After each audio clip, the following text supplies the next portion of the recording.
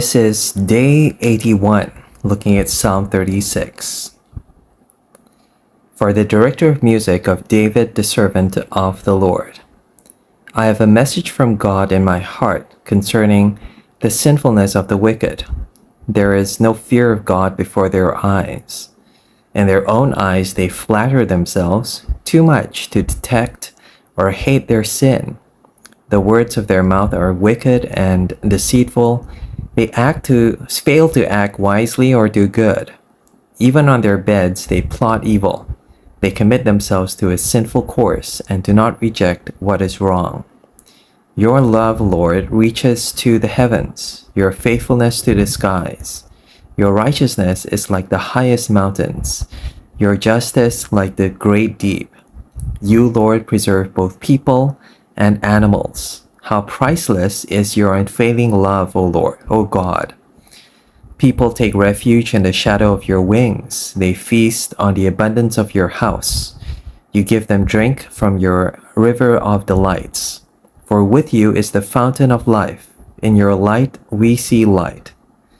Continue your love to those who know you, your righteousness to the upright in heart. May the foot of the proud not come against me, nor the hand of the wicked drive me away. See how the evildoers lie fallen, thrown down, not able to rise. Next is Luke chapter 4, verse 14. Jesus returned to Galilee in the power of the Spirit, and news about him spread through the whole countryside. He was teaching in their synagogues, and everyone praised him. He went to Nazareth, where he had been brought up, and on the Sabbath day, he went into the synagogue, as was his custom. He stood up to read, and the scroll of the prophet Isaiah was handed to him.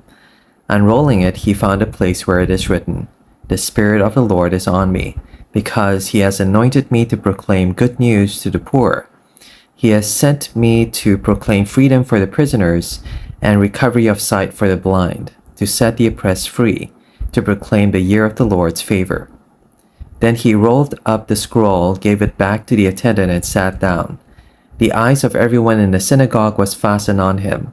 He began by saying to them, "Today the scripture is fulfilled in your hearing." All spoke well of him and were amazed at the gracious words that came from his lips. "Isn't this Joseph's son?" they asked. Jesus said to them, "Surely you will quote this proverb to me, 'Physician, heal yourself.' And you'll tell me, 'Do here in your hometown what we've heard that you did in Capernaum.' Truly I tell you," he continued, "no prophet is accepted in his hometown.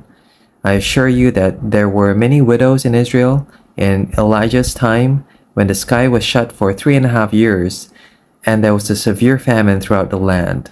Yet Elijah was not sent to any of them, but to a widow in Zarephath in the region of Sidon.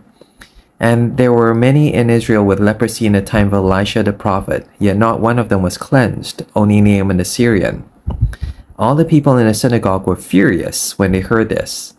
They got up, drove him out of the town, and took him to the brow of the hill on which the town was built, in order to throw him off the cliff. But he walked right through the crowd and went on his way. Then he went down to Capernaum, a town in Galilee, and on the Sabbath he taught the people. They were amazed at his teaching because his words had authority. In the synagogue there was a man possessed by a demon, an impure spirit. He cried out at the top of his voice, "Go away! What do you want with us, Jesus of Nazareth? Have you come to destroy us? I know who you are, the Holy One of God." "Be quiet," Jesus said sternly. "Come out of him." Then the demon threw the man down before them all and came out without injuring him. All the people were amazed and said to each other, "What words these are! With authority and power he gives orders to impure spirits, and they come out." And the news about him spread throughout the surrounding area.